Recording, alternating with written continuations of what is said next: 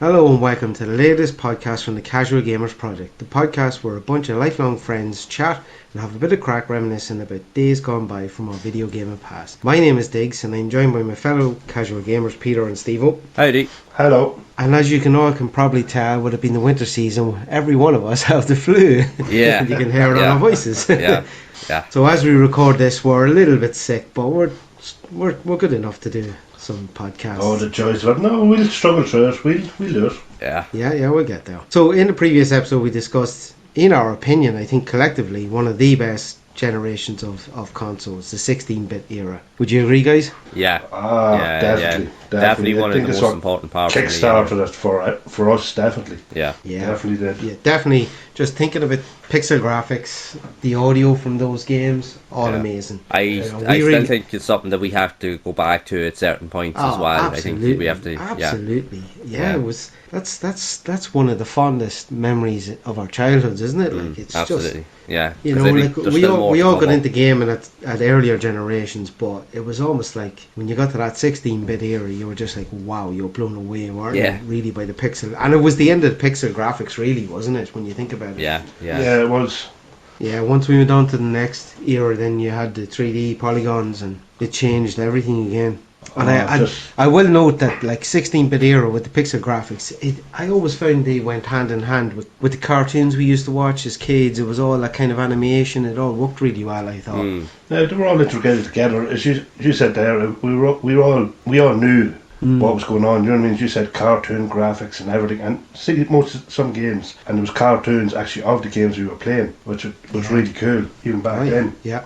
Well, we really enjoyed making that episode, so we hope that everybody enjoyed listening to it. And as Peter already said, you know, I think it's fair to say we could have went a lot longer in that episode. A lot longer. That's why I think it's something that we probably should revisit in the future. Absolutely. Because there is still a lot more to talk about. Agree. Yeah. There's so many games from that era that you could just spend all day talking about. Oh, I think we would just scratch the surface on that one, and that's been honest with you. Yeah, I did too. So many great games and memories of that era. So without further delay, let's get started on today's episode. So, you know, with the Christmas season upon us, we thought we'd record an episode where we talk about our Christmas memories and whatnot, and things we used to, games we used to play when we were at Christmas time growing up and that. So before we get into the nitty gritty of that, talking about Christmas, so what's everybody been up to recently?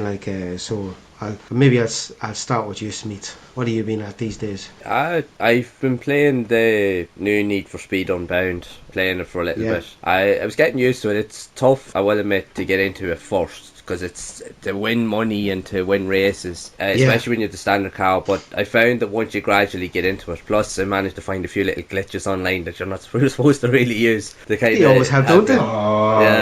Yeah, they're always helpful. Yeah. I know a lot of them have been patched now, so I have to be very careful. Peter finding glitches. I don't want to get my account banned, so I have to be very, very careful. Yeah. So I've toned it down. I've toned it down. Yeah, I've enough to buy myself a really good car, so I'll leave it at that. I'll be good. If only if it was the same in real life too. Oh my god, yeah.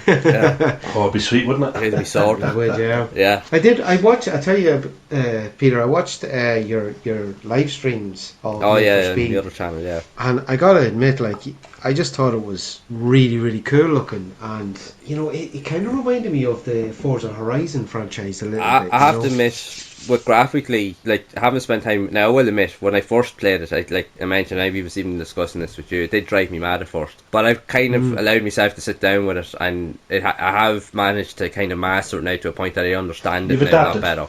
Yeah, there's a learning curve. Yeah, there definitely is a learning curve with this game. Yeah, but I find that a lot with other games. Like, you know, Steve, you'd admit, like Destiny, you had to sit down and really you have to look at it. That game. Yeah, I was the same with Bloodborne Bloodborne and Elden Ring, games absolutely. like that. Very frustrating until you find out the proper process and method of playing it. Yeah. The next time games can put a lot of people off, because people kind of, when they get these type of games, they expect to be able to jump in them straight and play them straight away and get results. Especially racing games. It's not like that. Yeah, you know, visually, I always find that it's very good as well. Oh yeah. Like those cool little animations they have. You know, you can turn. I know you can turn them on and off, but I think they're pretty cool, to be honest. Definitely. That's officially Need for Speed.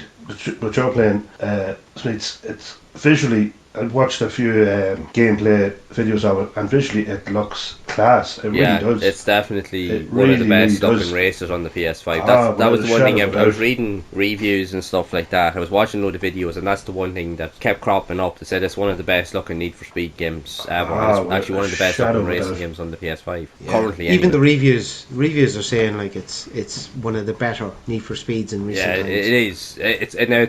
It is testing, but yeah, it's really when you dive into it. I think when you really Yeah. get into the meat and bones of it, that you can understand how good the game actually is. Yeah, and I like the fact that Criterion Games made Yeah. this one. Yeah, because the one Because thing of- they're very good at is like if you've Yeah. ever played any of the Burnout games, which we all did, like on the PS2 and even Burnout Paradise and stuff, they're phenomenal at crash physics, but even the handling physics of the cars. That's the one thing they're really good at. Yes. That's, And especially yeah. when you think of Need for Speed, you think of an arcade racer. Yeah. And it should have like arcade kind of like Yeah. handling. Yeah, it should have that feel to it. Yeah, because Yeah. Definitely. the one cool thing about this game that I have found is the fact is that you can change the handling physics on the fly. That you have bars that you can set, that you can change really? between Wow. alternating between grip, handling, and drift. So you can even have a bit of both. So I'm driving around in the '99 Mitsubishi Eclipse GSX, and I have that kind of set up now that it's just a button tap on the controller, and you go straight into a drift. And it's very easy to maintain a drift once you get it going. So. Cool.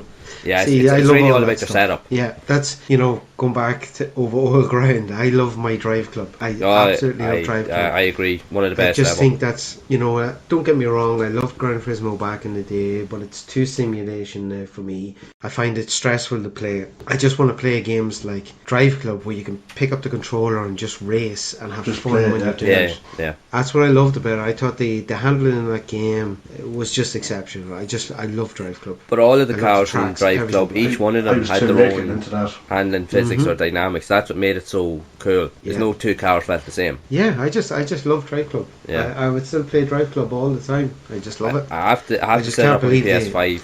I'll have to set that up soon. Yeah.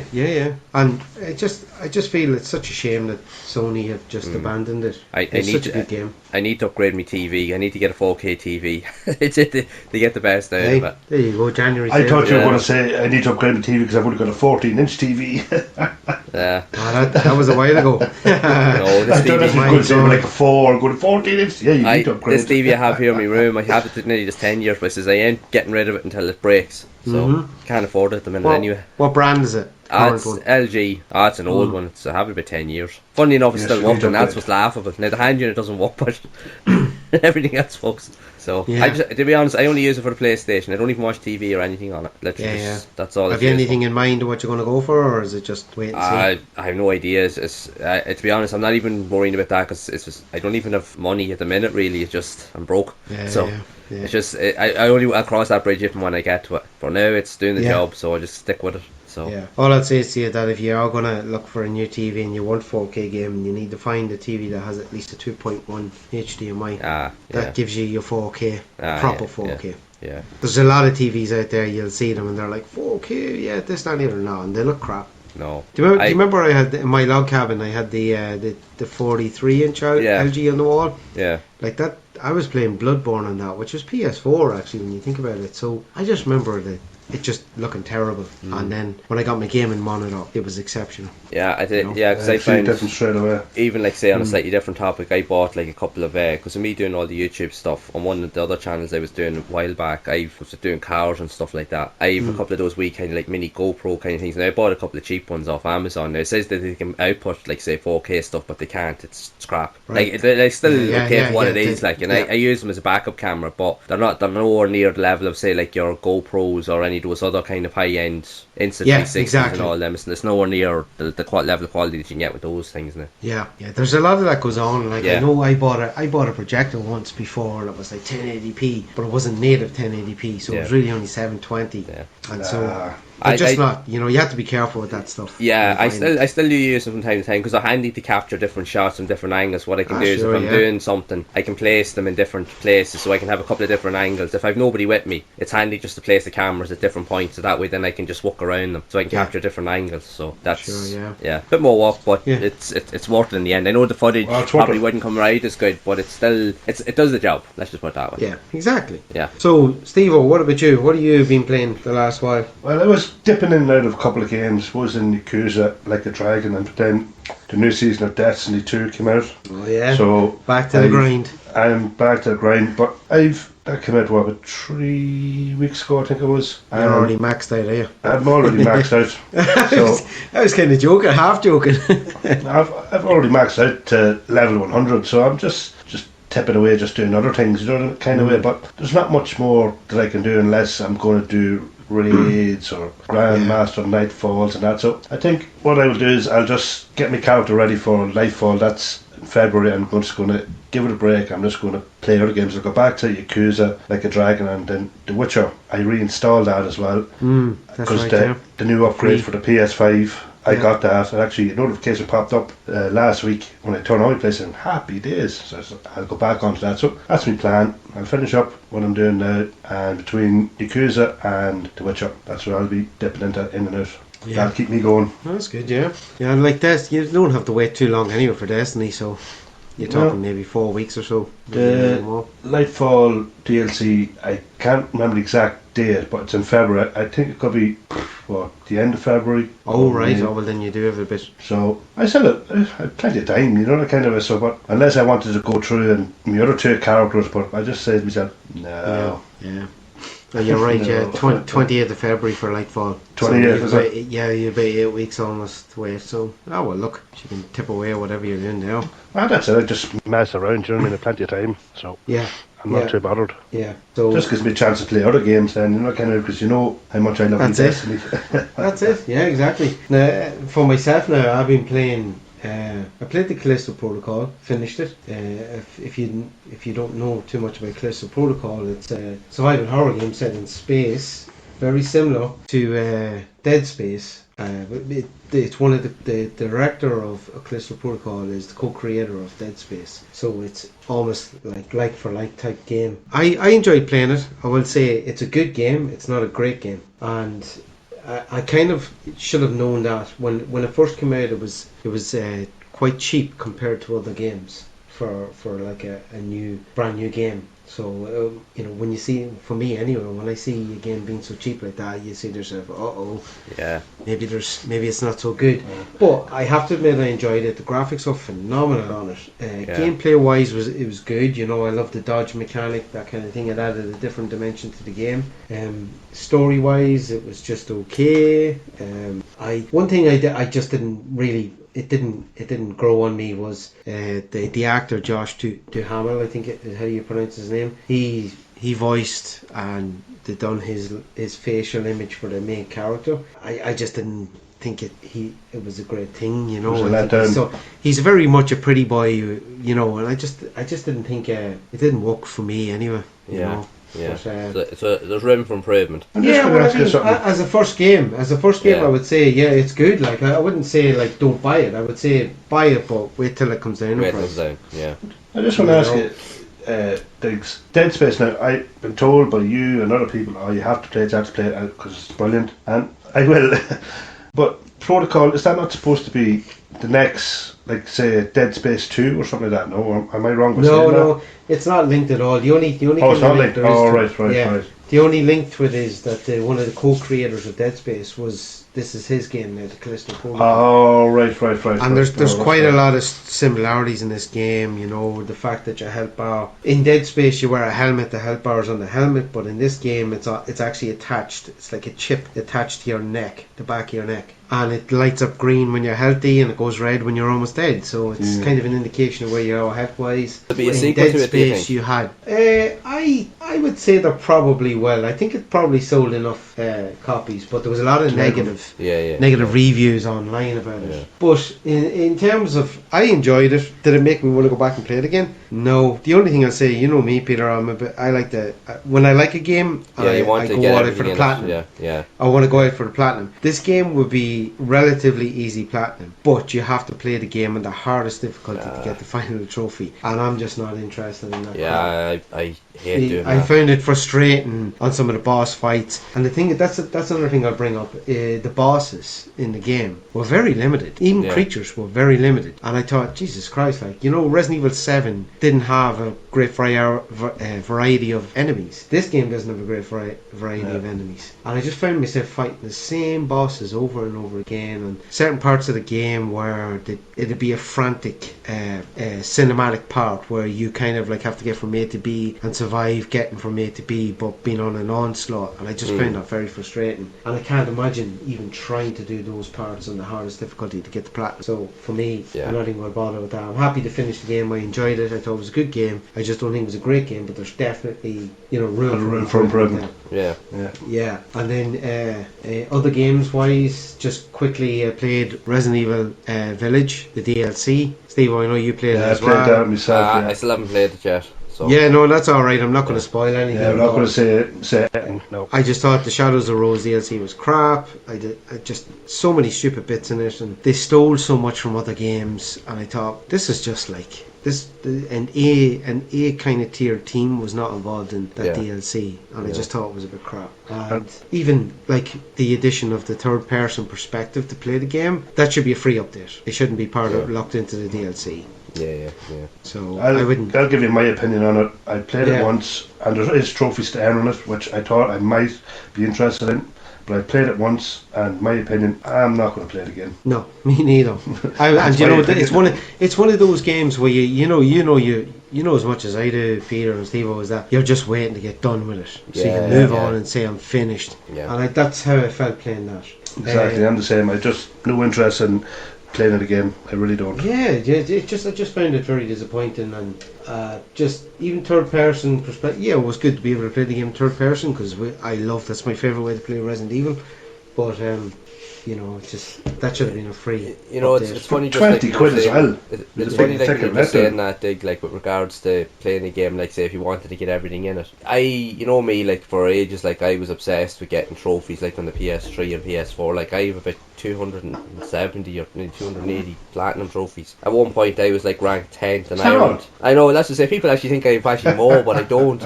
But the last couple of years, because I've been doing other things and just bits and pieces. But you know what, I will admit, like there was a point where I was that obsessed and I was like, why can't every game have trophies? But I'll be honest, now going back and now that I'm doing the YouTube stuff and I'm playing a lot more old or retro games for like from the PS1, PS2 and other consoles, you don't want them to have trophies. It's actually a blessing not having to worry about platinum, so that you can play a game casually. Like for me, I would play a game like for a little bit to do some, like to record some content, so for like a video I don't have to worry about any of that. I just have to worry about playing through the game enough that I can enjoy it for what it is. So that way then I can experience that, but then I can relay that experience and even that enthusiasm into my videos when I go to record it then. Yeah, kind of way. You can still play games like that, but yeah, you're just I don't getting have trophies. Yeah, but the trophies for me can be a distraction now, whereas before it was an obsession, you know, that kind of way, you know. Yeah, well, I only like going for trophies now when I enjoy the game. Yeah, you know, like Elden Ring, I really enjoyed, and I says, you know what, I'm going for the platinum in this game because it was achievable too. Yeah, if a game's working for me and I know it's within my reach, I'll do it. But if I find it's too difficult, I just don't bother anymore. Exactly. I look at the trophies and see, I can do this and see if I know the ones that I can't get. Hell no, I ain't even attempting it. Yeah, exactly. So the other game I'll mention as well recently that I got, God of War Ragnarok. I've been playing that. Oh, what's it like? Oh my god! Please tell me. I haven't played it.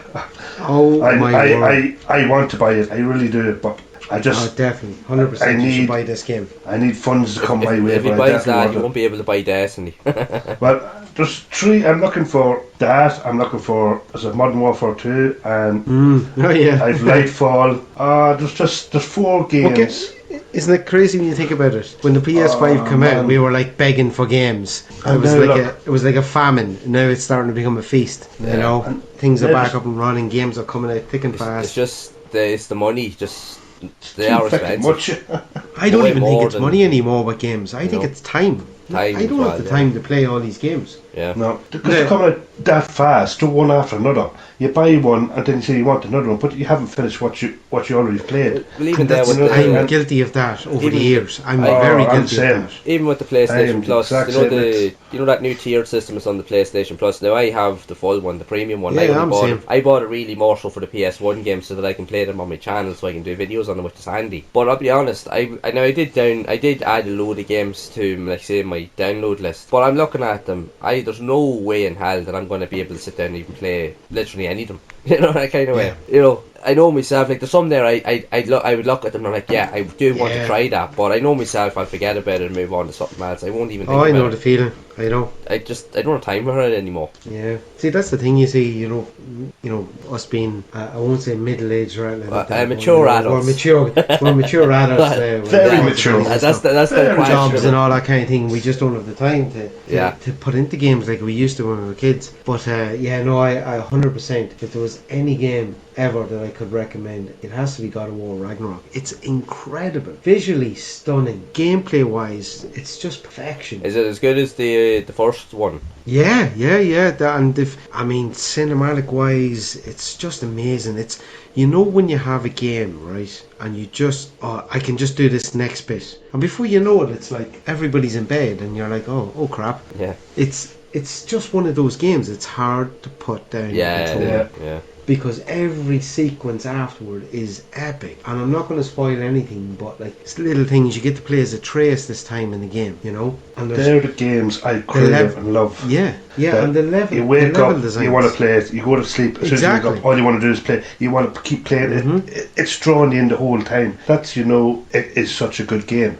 when it does Yep. that to you. Yeah, and it's so good. And I mean, the level design in the game is incredible. The art direction is incredible. It's just a stunning game. It's a and it God of takes War on. game. I don't expect that less because our gameplay as well. When I played the last one, Yeah. absolutely brilliant. You know, I don't expect anything less. I'll be honest, for me, like, even though, like, it does sound cool, like, all those games that was mentioned, but for me, I won't be buying any new games for a while. It's just money, and then I've other stuff going on. But if I do, the next game, I am buying one game, but it'll be Resident Evil 4 Remake. That's the game I'm buying. Oh, yeah. Yeah. I didn't want to mention that because Yeah. I had 3 other games I wanted to get even before that one. Yeah. That comes out in No, April. for me, that's the only one I'm prioritising this year. Resident Evil 4 Remake.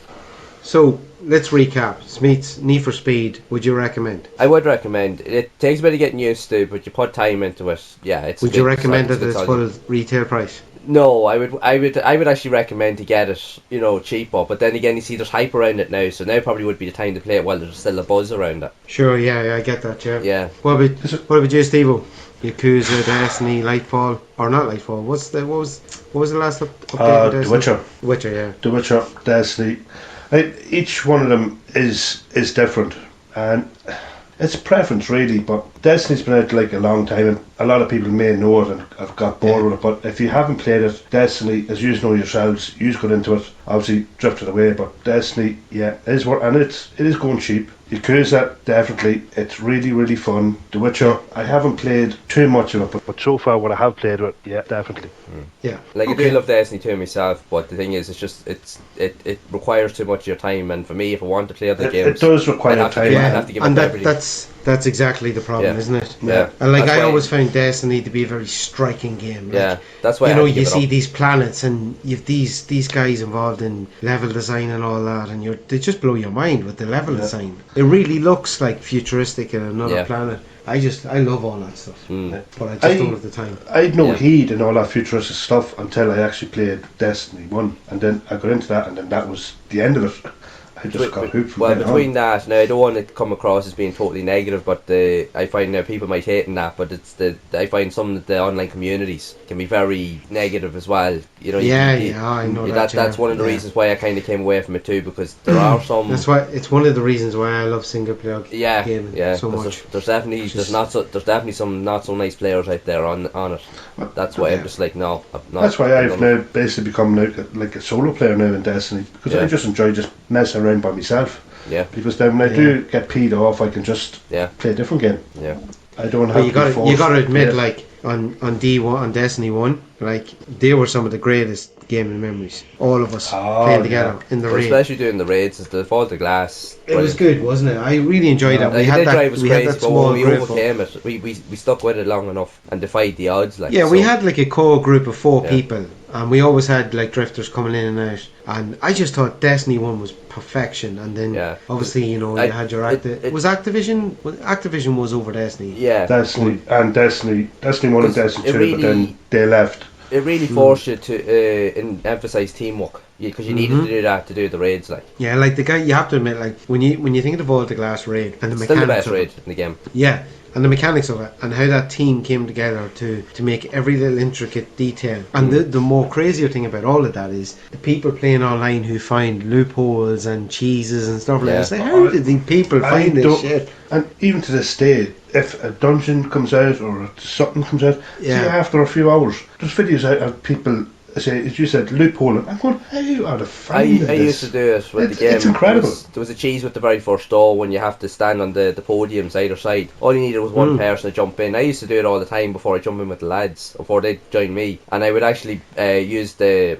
trike, and you could bounce through the door, the big door at the start if you got close to it, enough to it. There was a glitch around it. Ah, And yeah. and you were able to go right to the spire part, the first main boss, all on your own, without having to do anything. So Yeah, within yeah. 5 minutes you were already there. So then all the lads then jump in and they get the first checkpoint without having to do anything. Brilliant.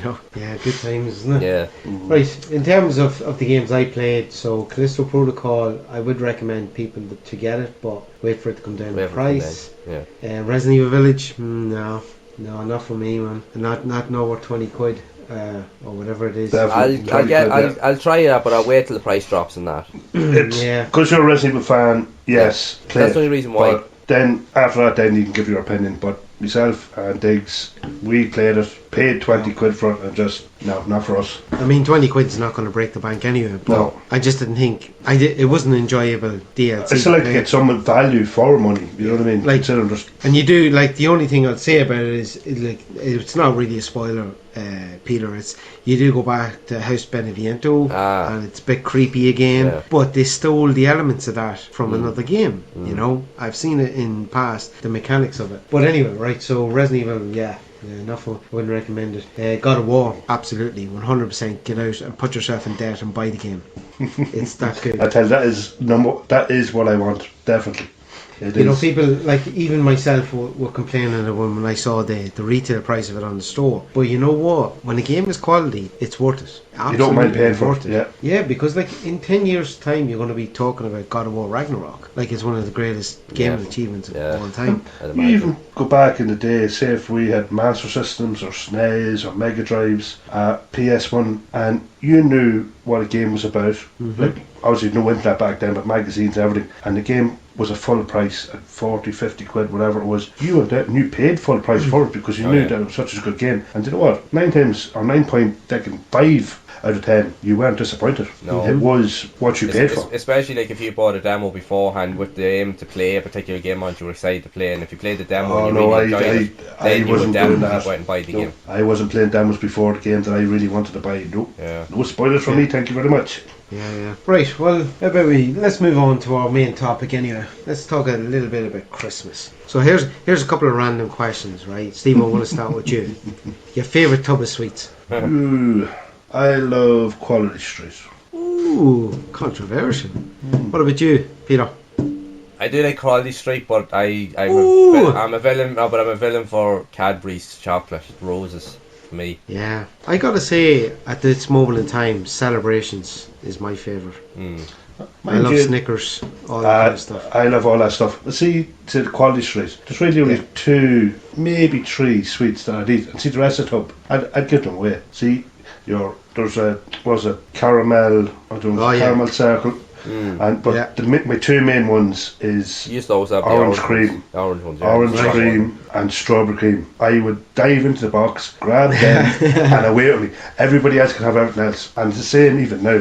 I take them, and you can have the rest. That's why So- I love college. It's just them sweets. Yeah, no, I have to admit, and my favourite in Quality Street is the hazelnut. Yeah, absolutely, you know, the purple one. Purple, The yeah, hazelnut or I love them as well. Yeah. the So, the caramel. caramel ones. So when we were growing up, it really was only Roses and Quality Street, Yeah. right? That's So all, yeah. I think growing up, The I tins would were a have lot went bigger for as well. Roses. You got Oh, more tins. absolutely bigger. Yeah. Either that or we were just smaller hands. Yeah, yeah. But I know I when we were growing up, like in the 80s and even in the 90s, like it was just Quality Street and Roses, and then all of a sudden you started to see Celebrations, and then years later you saw Heroes being thrown in. Heroes, yeah, there's another one. Yeah. So Heroes is a Cadbury's one. I know that much, right? Yeah, it is. It's Cadbury's. Yeah, Cadbury's. So Roses is Cadbury's, and then Quality Street is Nestle, and I think Celebrations is Mars, isn't it? From that brand. It's Nestle as well. Oh, it's Nestle. Oh, is it? Oh, right. Yeah. I thought it was to do with Mars. No. But anyway, yeah, Nestle. yeah. I think growing up, I probably would have picked Roses. But now that I'm older, if I had to pick between Roses and Quality Street, that have to be Quality Street. And even what is it? Is it the caramel finger? Is it the caramel finger? The long one, the chewy. Oh, the toffee one. Yeah. Oh, toffee. Yeah. Yeah, that's it. Yeah. Loved all that. Yeah, definitely. Yeah, so that's the sweet thing out of the way, right? So the next thing is Christmas You pudding never and enough Christmas sweets at cake. Christmas. Would you eat Christmas pudding or cake?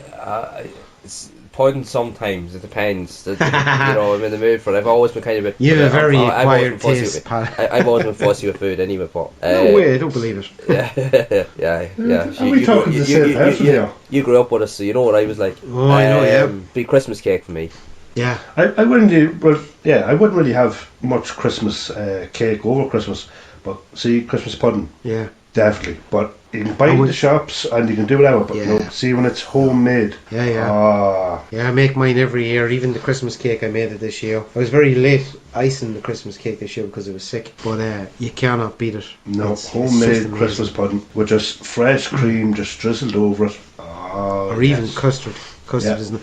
But the pudding, if you nuke the pudding for like 10-15 seconds in the microwave, perfect. Actually, no, I actually never did that. Yeah, if you heat the pudding Nice. in the microwave. Yeah, lovely, yeah. Really nice. You're not, did you say, Peter, you're not into pudding, right? I'm not into pudding. I'm not actually into custard either. Oh, Alright. God damn. The odd shocked. time. Now, it's weird. I eat custard cream biscuits, no problem. I eat them till they come at my ear. Well, But it's I a won't. different. But I won't eat. It's a but I won't different- eat custard It's a cream. different type of custard that's I in that, you know. know what I mean?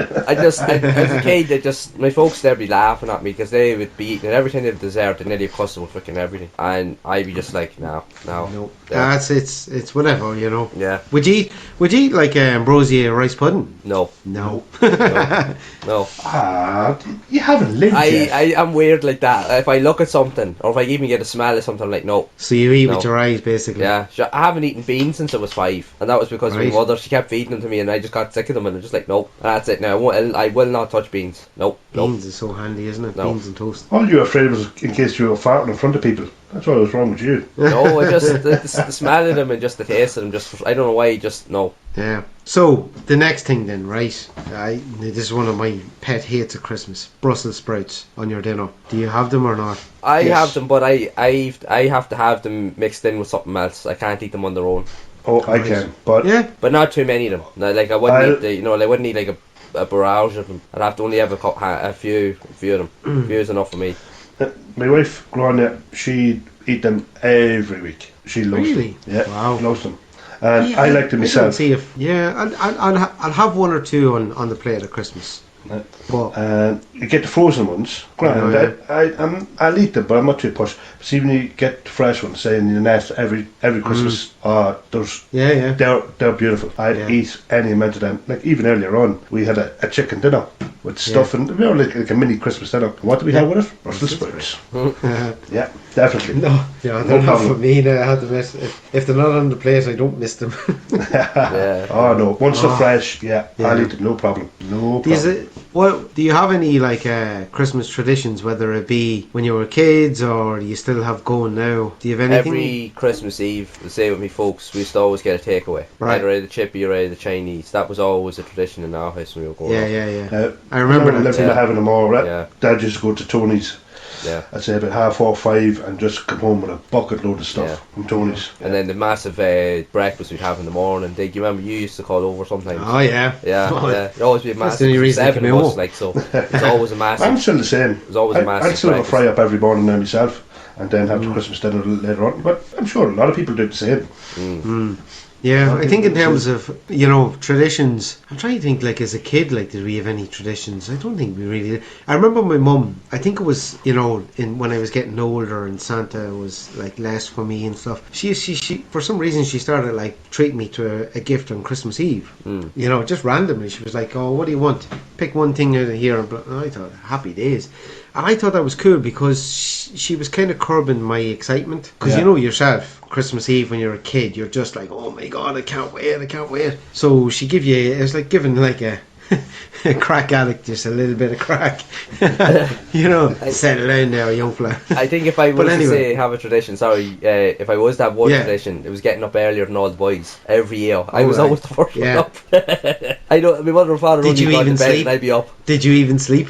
No. No, a lot of time I didn't. Yeah. No. But grinding out here, say with the two boys, what she's been doing, even say before Ryan was born, even with Dylan, she'd have like a Christmas Eve box. Just do this Yeah. basically shoe box, but it's That's- actually by yeah, Christmas yeah. Eve. And inside it, she'd put say new PJs for them, Yeah. a small little toy for them, and then loads of sweets. So the two boys had put the PJs on and their toy and just Yeah. eat sweets, and that's their thing before Santa comes then.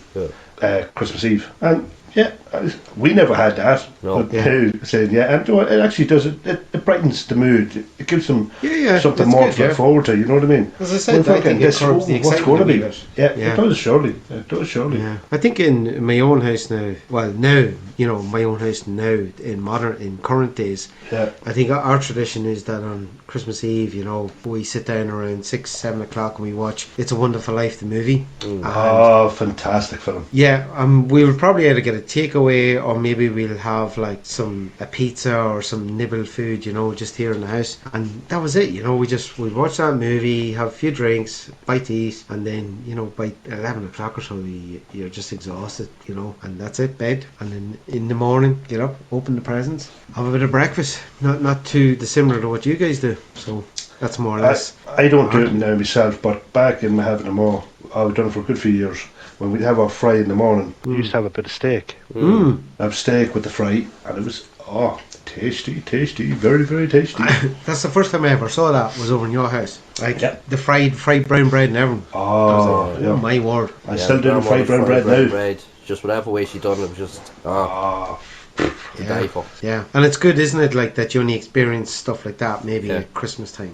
It just makes Yeah. it all the much better. it makes it all much better. Yeah, definitely. Yeah, So it Yeah, makes so- Christmas more exciting. exactly. Yeah. So, well, that's traditions out of the way. So let's get into the nitty gritty of stuff. So Steve, I'll start with you. What's your most memorable Christmas in terms of video games, and what did you get, and how was the experience? Well, video games as a whole for myself, not really many games. I said, obviously maybe I could have got a couple to say for the Masters for that, obviously years ago, but the PS1, when we first got the PS1 console and the games that we got for that, it was just, couldn't wait to play them. And the game that I most wanted, because I didn't really know much about the PS1 back then, there was a game called Fade to Black. Oh, I And remember. I'd be looking at the Games Master magazines and other Yes, gaming yes, magazines, magazines, yeah. and just to see what I was about. I said, I think I could like this. So I said, I think I'll get this. And Christmas morning, the PS1 there, and Fade to Black said, nice one. But could I get a go of it? Nope. I wonder why. I wonder why that was.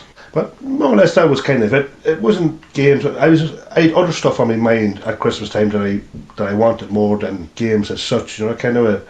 But that's probably my most fondest memory, obviously, because we got the PS1, something that we all wanted, and we got it. And obviously, it was more or less because of one game that we played in a friend's house drove us to getting the PS1. Yeah.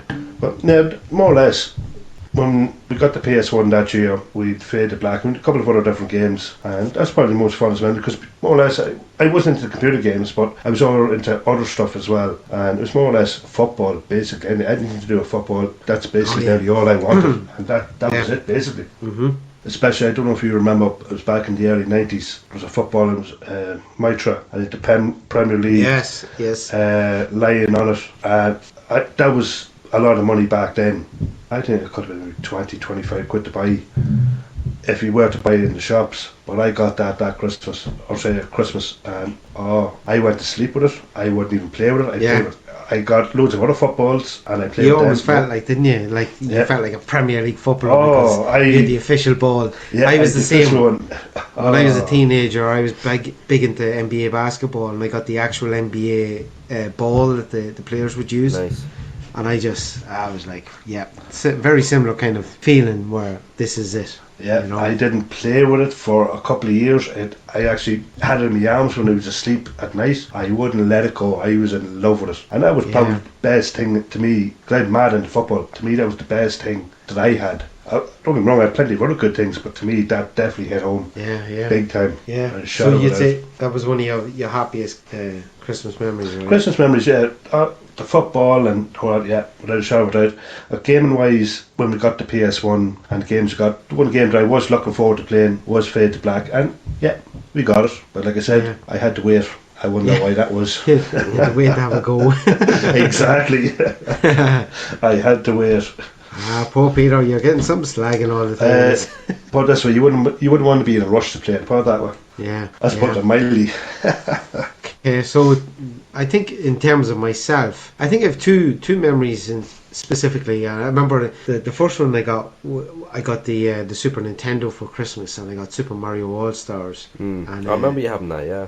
oh my god, that was probably one of the best Christmases ever, because the console had been sold out everywhere basically, and it was kind of like I was at the mindset was like, well, yeah, you're not going to get this for Christmas now, and then suddenly I went into like the local Tesco's, and it was up on the shelf, and I said to the woman behind it, I says, is that sold or what? She goes, oh, somebody had a deposit on it, but they've said they're not taking it now. So straight onto the phone, payphone, rang home and said to my mum and said, there's a Super Nintendo here, Super Nintendo.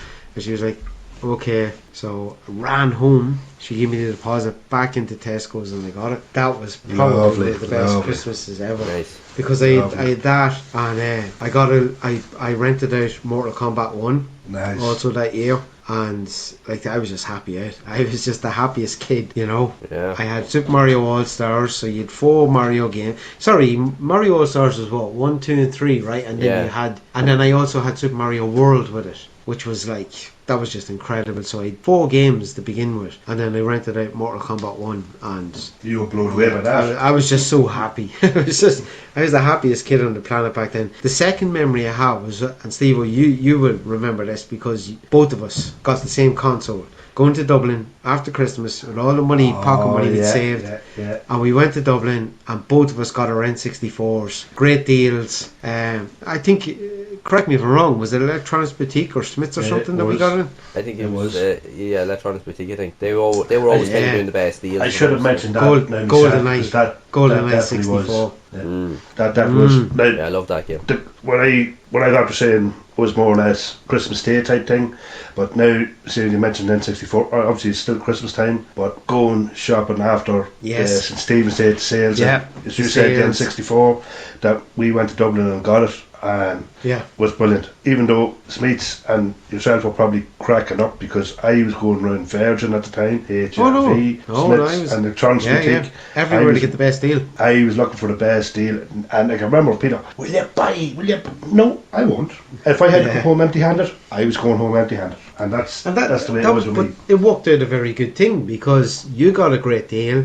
You let me know about it, and then I was like, do you remember, Peter? Me and you were like, right, we're going. Yeah. And your one was like, we're going to miss the train. Yeah, I Actually, remember not We're too like- far away from the train. I think it was what 1:20. I think we were nearly 12:30. Yeah. And we still yeah. had nearly a half an hour walk to get to But the your mum train. was freaking out. She thought we were going to miss the train. Me and Yeah, Peter yeah. had missed the train. But no, we got the console. And I remember coming home that year. And I don't know if you remember the house, the family home. So I had the box room Yeah. with the bunk beds. And I never forget like having bags, like proper, like loads of bags. And walking into that room and throwing everything up in the top bunk. I'm laying out everything and being like, wow, this is a hell of a haul. Oh, we used You to know? get some amount of stuff when we used to go to Dublin. Well, trust when me, shopping. And like the shopping we trolley used we lots used to of take money, home but with us. the amount of stuff we used to get was crazy. Yeah, I remember, wasn't it? Like I remember that year because I had. Do you remember the hi-fi that I eventually sold Yeah. to you, Peter? Yeah. And I had the components cable the go from it into the back of the PlayStation. Funny enough, just you're saying that, I dug that out. I was looking for something up in the attic the other day. I had to get And you still have it. and I found it. I found it in a box. I took it out, have it in me press now. It's class, wasn't it? Yeah. I was big into my technology and that. I still am, but just amazing, isn't it? Yeah. So they're two of my happiest memories of Christmas, because I think, like, I mean, to throw in an extra one would be the year I got GTA 1. Yeah. And do you remember you went away off to Mayo Yeah. the same day? And I just remember coming home and playing GTA and being like blown away by it. It was like playing real life dinky cars. But yeah, they were just incredible. And same, That, as you said, they're the best memories. Like myself, obviously was man of football and getting the PS1, and then definitely the N64. Absolute class. Really, really was. Now, there is a few more, but yeah, we got to save some space for Peter. exactly. That's why there's a reason why I said I'd say right, get me and Steve right away and let's because it'll be. Yeah. I was trying to throw in another few things, trying to shorten his little stint. You know what I mean? No. So, Peter, your turn. Oh, goddamn! Here we go. Your happiest gaming memories at Christmas. There's been quite a few. Can you remember Diggs when we got the N64 and Electronics Boutique? Said Yeah. N64, GoldenEye, and there was a choice of a game at a select amount of games at a discounted price that you could choose one of. But I right be saying that, yeah? Yeah, so no, you were taking yeah. 2 games. I think GoldenEye was guaranteed. Guaranteed, GoldenEye yeah. was Right? definitely part of it. GoldenEye came with It was part of the whole console Yeah. bundle, but I think you had a choice, and if I remember correctly, I think I took Turok. You did have yeah, two. I remember that. Yeah, I think you had Yeah, that. I think that's the one I had, and then Steve-O, I think you definitely got Zelda, right? It was for me the one I think that I got with the discounted games. Right. But I definitely got a third one, and basically it was what made me actually buy the N64, because I was reading a hell of a lot about it. And Zelda Ocarina of Time, and it was relatively new at the time. I think it could have been maybe 40 or 50 quid at the time, but I think it was the first 3D Zelda game, right? yeah, it was. And say Electronics Boutique, say like your Virgins or HMVs, well, it's a game catalogues and maybe in newspapers, you used to get vouchers.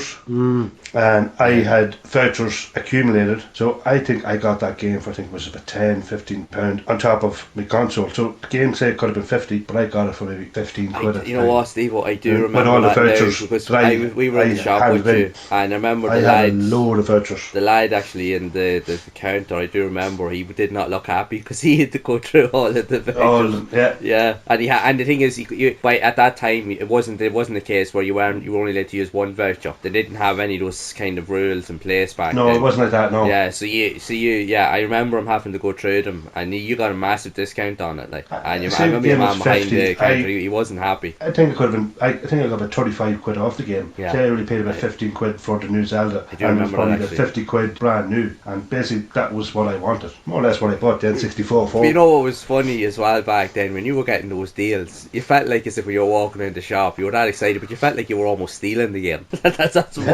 you know. I was walking down to the train station with these big bags and a console, and then basically bags everywhere, probably wrapped around our head, and we had to get other people to hold our stuff too, because we had that much stuff. Yeah, it was great times, wasn't it? I definitely got the deals that we wanted back then on the N64, without a shadow of a doubt. Yeah. Drum Right, roll, so please. Yeah. Sweets. let's move on to sweets. Yeah. Drum roll. Sweets. Your most memorable There's, to gaming be memories honest, of there's Christmas. a lot, but I'm going to quickly just go over the first couple. The best ones were later on, but now obviously going back to some of my favourite ones, like when I was younger, I used to love playing with Lego and bits and pieces and stuff, because we didn't have computers, right? We didn't have a first computer till I was like 10. One of my favourite Christmases, I think I was 6. I remember getting the Ecto-1 with Ghostbusters, because you know me with Ghostbusters, I absolutely love Ghostbusters. Ghostbusters, you were obsessed with Ghostbusters. It's my favourite cartoon, favourite film. I'm obsessed with Ghostbusters. And then the following year, I remember I was crying for not for just the Ecto-1, but for the Firehouse, which I never thought I'd get it. Never thought in my life I'd get it. That was the year that you got your Amstrad.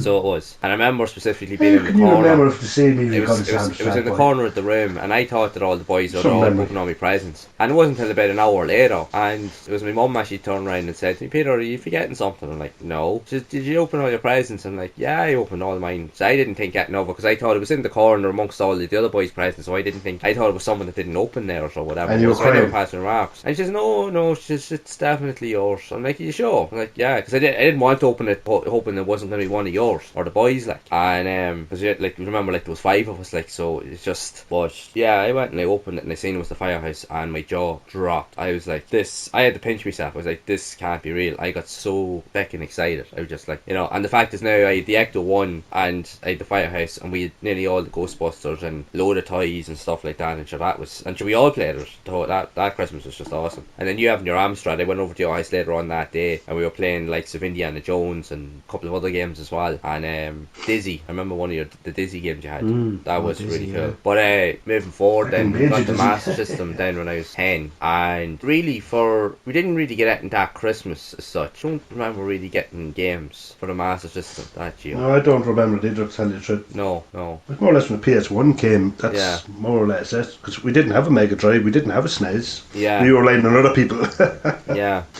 We did Dig it, your one. we did get one Oh. game. I can't remember what it was exactly, but we did get a game. But I do remember when I was 11, we got our first TV. It was a wee 14-inch TV, and the first time next year we were ever going to have a TV up in the room. And I do remember we already had the Master System over a year at this point, and I remember getting a game called Space Harrier for Christmas that year. Space Harrier. Yeah, and I remember that was really cool. I know that game was tough as hell, but I really enjoyed that. That was pretty cool because it was getting the TV and then they get to play like new game and they get to play the computer on the new TV and stuff. That was just epic. Can I just say something just before you continue on, Sweet? Now that you said Space Harrier, like I said, I'm playing, in between games, playing Yakuza Like a Dragon. Yeah. And Yakuza, because it's Sega and You it's free can probably roaming, go you in can go like into arcades. yeah, like Shenmue. You can go in, and Space you Harrier can was go and always one play of them. Yeah. Space Harrier was there, and I actually was playing Space Harrier the other day, and I went, oh god damn. Yeah. I remember being decent at the game and didn't see when I started playing it how bad I was at it. I couldn't believe how Yeah. bad I was. It was that long ago. Yeah. I was, jeez, I remember this from the Master System. Yeah. I was brilliant just to play it again, you know. Yeah, I was playing an updated version of it that came out in the PS2. I was creating content for one of my channels there recently, and I had to play it, just record a bit of footage, and yeah, I was terrible at it. I was like, yeah, I'm no good at it now again. So yeah, I was never any good at it. It was always a tough game, but I always really enjoyed. I was always addicted to it. Like, but yeah, that was really cool, and I think it was more so getting the TV and the chance getting to. You knew that by having your TV in your room, you could play the computer whenever you wanted. Then you weren't restricted to only playing at a certain time Yes, of the day. exactly. Yeah. Yeah. Yeah, you knew that limitation was lifted. That you were you had free. It was a free for all then, pretty much. Yeah, you take about So yeah, we where were did at the you time. play it? but- Where did you play it before then? It was down in the was it? living room, but we used to have to sitting play in, it in the evenings or say for a couple of hours at the weekend. Well, if I wasn't causing fights, because that was the only time I ever did cause fights was over the computer, because I wouldn't let anybody ever go because I was addicted to it. And yeah. Nothing's Yeah, changed. yeah.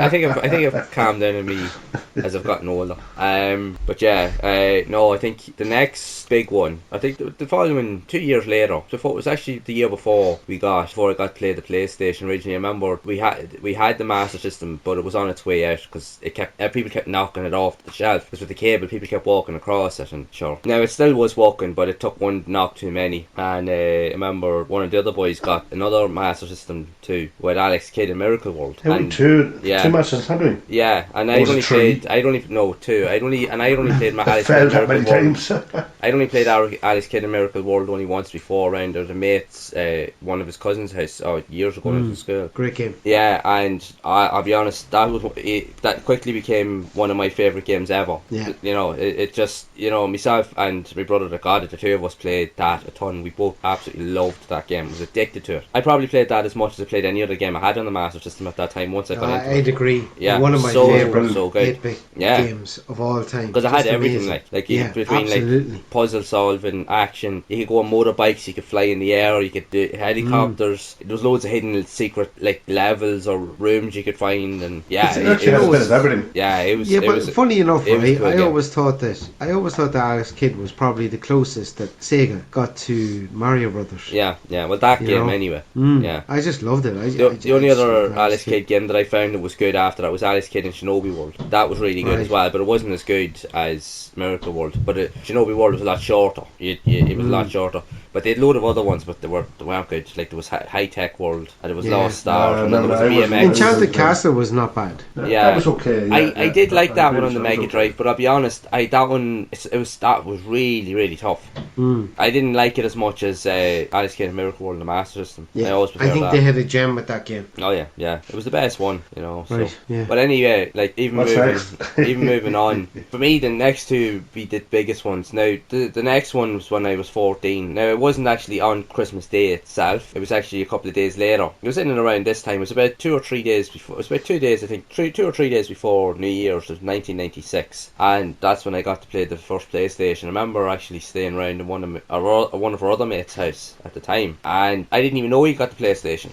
He just asked me. He says, "Peter, do you want to stay over at the house at the weekend?" I was like, "Yeah, sure." It's like, "Oh, we're all off school, Christmas and the whole lot." Like, and I was like, "Yeah." And he never told me that he had the PlayStation. I didn't even know. I'd seen the PlayStation, but I hadn't a clue what it was. You know, I'd only just seen it in shops and that, but I had no idea. I took no heed in it. That was the funny thing. I took no heed in it because I was too busy still playing the Master System, playing the odd Mega Drive game around in the mate's house, and then you had the SNES. We were flat out playing that between. We used to take it over the weekends. We'd be playing like Strike or Mario Kart, NBA Live 96, and Mortal Kombat 3. They were the 4 games that we kept going back to. We just kept bouncing, and even the Mario All Stars. Them 5 or 6 game collection, we always kept bouncing around between because they were so addictive. But then, You know that song like saying, "Oh, I wish it could be Christmas every day." Yeah. There's only Christmas every weekend in our house because Oh, yeah. you digs always took the fucking SNES around, so we Yeah. always played it. It was Christmas to and us. you know what? It was funny enough. We didn't have it. That actually kept going for a little while, but it wasn't until the PlayStation came along that we actually that's Yeah. what took us away from the SNES. Mm. So it was. But I'll never forget. Like for me, I can remember this like as if it was yesterday. And you know what? The butterflies. It was insane. Like I wasn't a child. Like I was 14, and how it felt when I first experienced the PlayStation. It was something like that you would only feel like. Even going back to myself, last time I'd felt that was when I got the Firehouse. I'd always get excited around Christmas. I was always up early. But that kind of that sense that Yeah, no, Like I understand feeling. what you're saying, yeah. I didn't think it was possible to get that at 14 years of age, but I got it, and it was Yeah. it was absolutely mind blowing. And But even though you're a teenager, you're still a child basically. I yeah, think. and the first game I played on it was Shockwave Assault. Now I liked it, and I thought it was really cool. The one thing I liked about it so much was the fact is it was a 3D sci-fi space shooter. You were in a spaceship kind of thing, or like a fighter kind of jet. But what was really cool was it was I in do 3D. remember that now, yeah. But it had movie FMV sequences in it, and they would play. Some of them would play out as you were actually playing. You know, you'd like to be in the cockpit of the ship, and then someone would come on like the screen and telling you what Yeah. your next objective, or they'd be giving out to you if you were doing something wrong. And it was like a live action movie, and I'd never seen that before, and I just thought this is just insane. It was so cool, but at the same time, I liked it, but I was just like I couldn't allow myself to get into it because it was like I didn't know what to do. I hadn't a clue. Now my mate,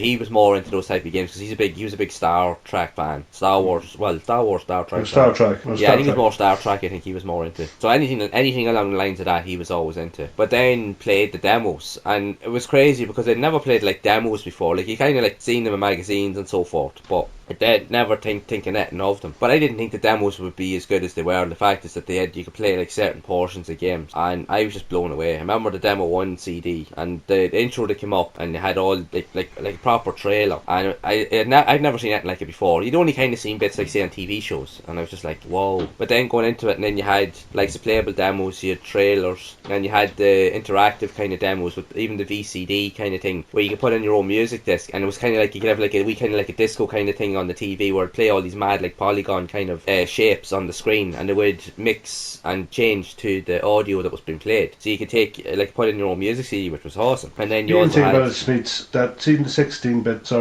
and 18-bit, there was no such thing as no, there demos was none of that. before. No, it was all no, cartridges. Yeah, it was It all, wasn't yeah. So until you couldn't have the done discs, demos back then. CDs actually came out for the PlayStation, then that Yeah, see, demos kind were of possible with CDs, not with revolutionised cartridges. fucking everything. But there was no- anywho, you buy the game, if you didn't like it, tough shit.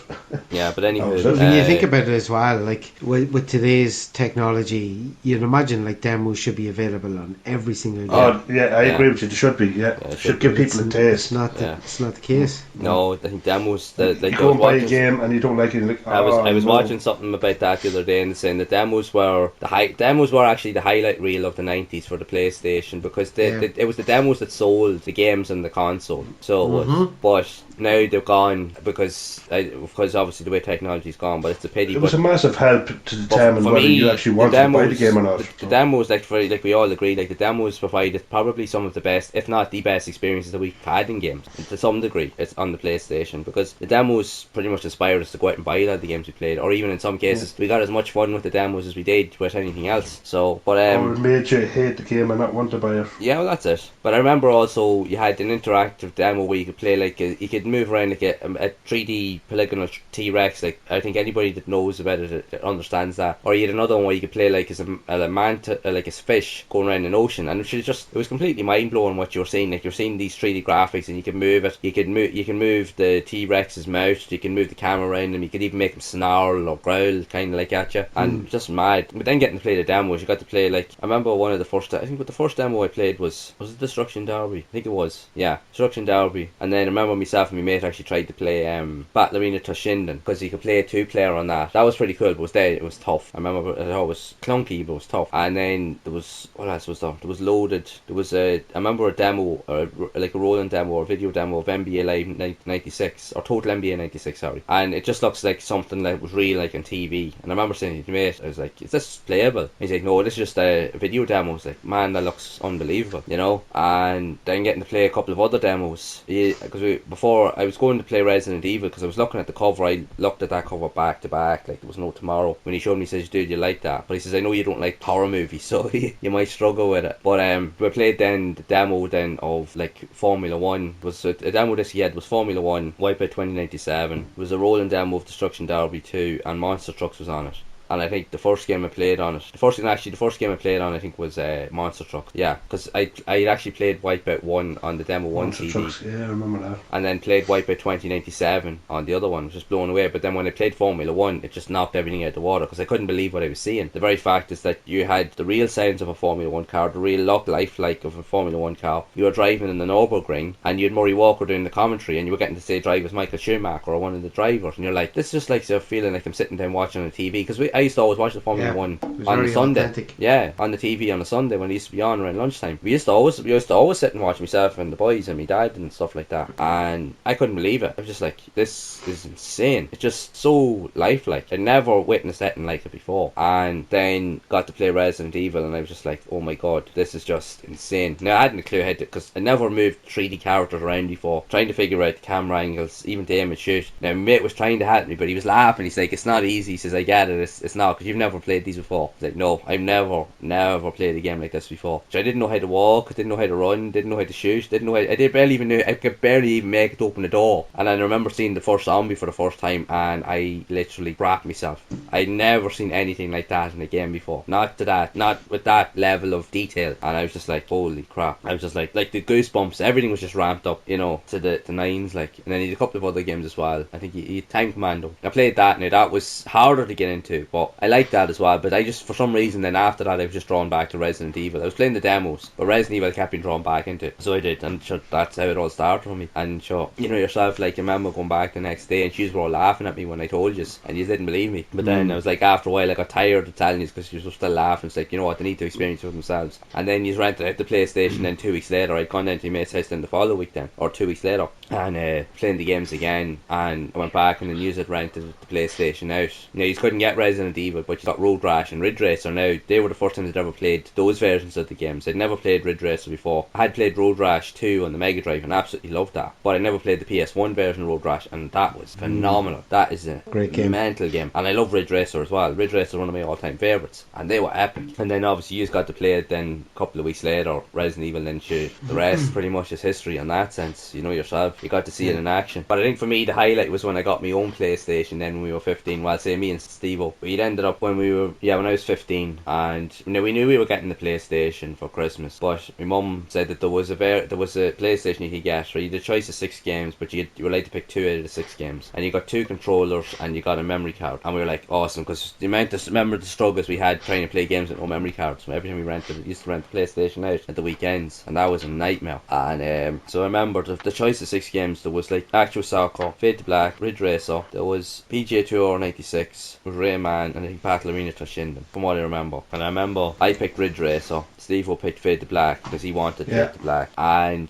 what happened was then we knew that we were getting something along those lines. Then that Christmas Eve, we didn't know that my mum and dad had gone out and bought extra other games as well. And sure, you remember that day, sure, I was sitting the whole Christmas Eve. Oh, it was crazy. Like, I was just literally sat beside that Christmas tree the whole day. And don't be lying. Yeah. For a week or two beforehand, you were sniffing around it. Well, it wasn't because it wasn't there. It was Mum only put it down. Mum only put it down the day before Christmas Eve, and you were still sniffing around. I remember the whole Christmas Eve. It's coming.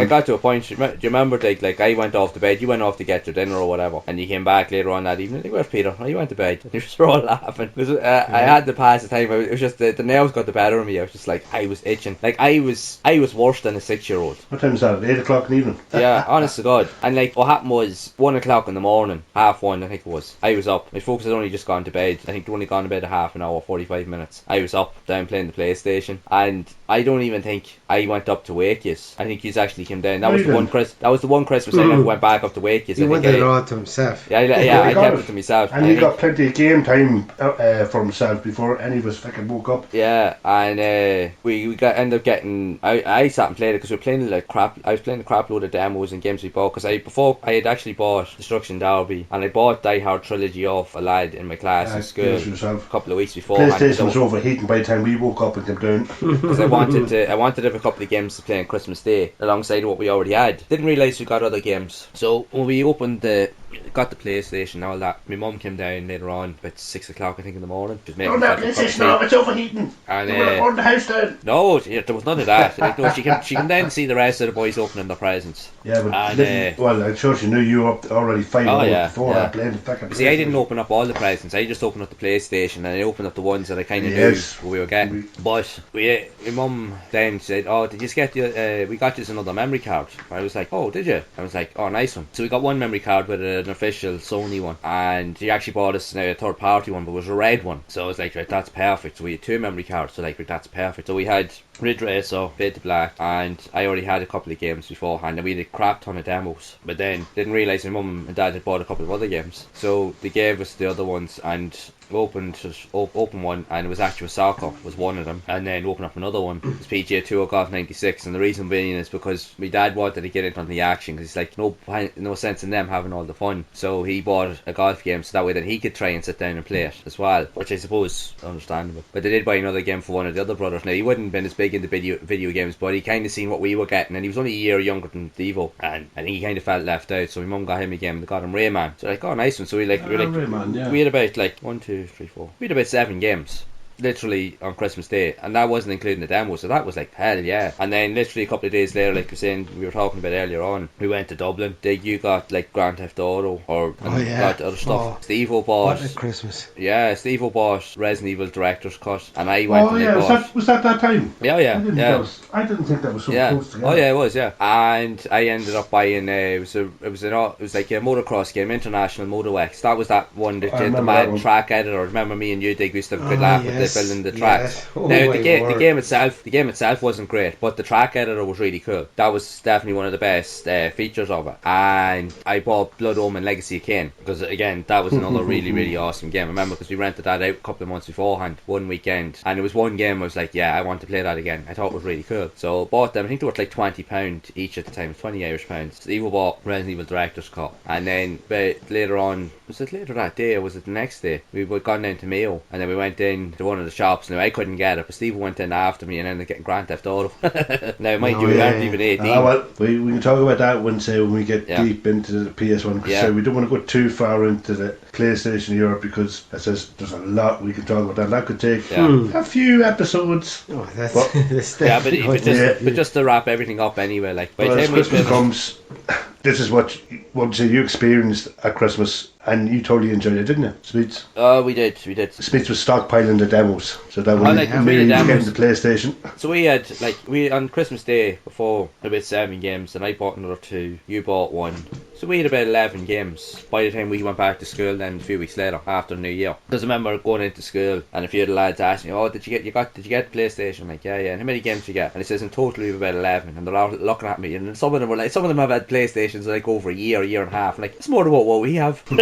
see, you have the collective of 5 years. Yeah. But what happened really back then, say before we finish up, because we knew we were getting the PlayStation Christmas, any money we had, we kind of Stockpile. stockpiled. So we bought games before we even had the console. Yeah, because I bought Die Hard. That would have been some fun Such and if we had the games and we didn't get the console. It would be like, and we Santi were, wasn't good to you. and the thing is, we were still flat out buying the demo discs every month as well, leading up to it. Any little bit of pocket money we had, we were still buying the I demo. think there was a shoebox full of demo I still demo have CDs. I still have a box here with them. Oh, indeed you do. Yeah. Indeed you do. But like, look, in terms of like video gaming, like it's so like it's hard to explain, isn't it? How important demo discs were. Yeah. Just getting that magazine, reading the magazine from front to back cover, but also getting some like demo games on it. Yeah. It was just Well, incredible. the demos for me are by far, without a doubt, what the part of, if not one of the best experiences I've ever had with the PlayStation, even in gaming in general.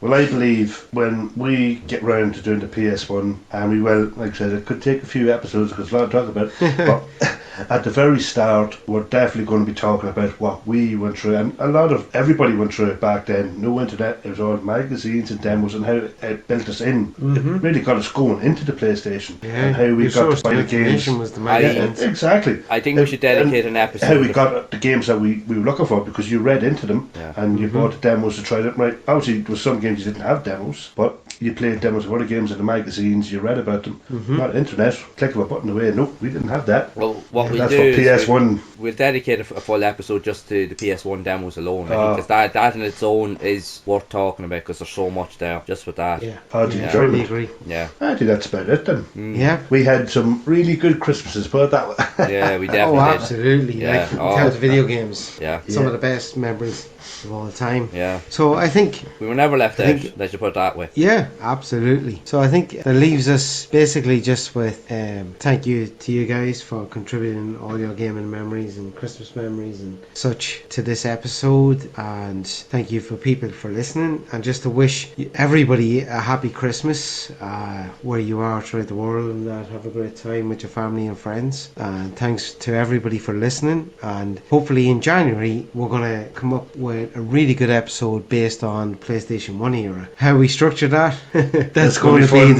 discussion. We'll figure it out. That's going to be, that's not going to be It's one gonna be fun. episode No, for sure. No, definitely not. No. Definitely not. It's too We much. cannot. No, we too much. cannot. Oh, One there's of the no best chance. generations No. of consoles of all time. There's no way you can do it in one episode. So No. Oh, not a chance. No. keep an eye out on this channel for new episodes from us. So thanks to you guys. I hope you've all had a lovely Christmas and a happy New Year to all our listeners. And I think there's nothing more to say but to No. say goodbye and thank you to everyone. Yeah. Wishing everybody best, yeah. happy Christmas and a very peaceful and happy New Year. Yeah. Exactly. Yeah, absolutely. Nicely put. Absolutely. Right. Okay. So see you all later. Thanks for listening.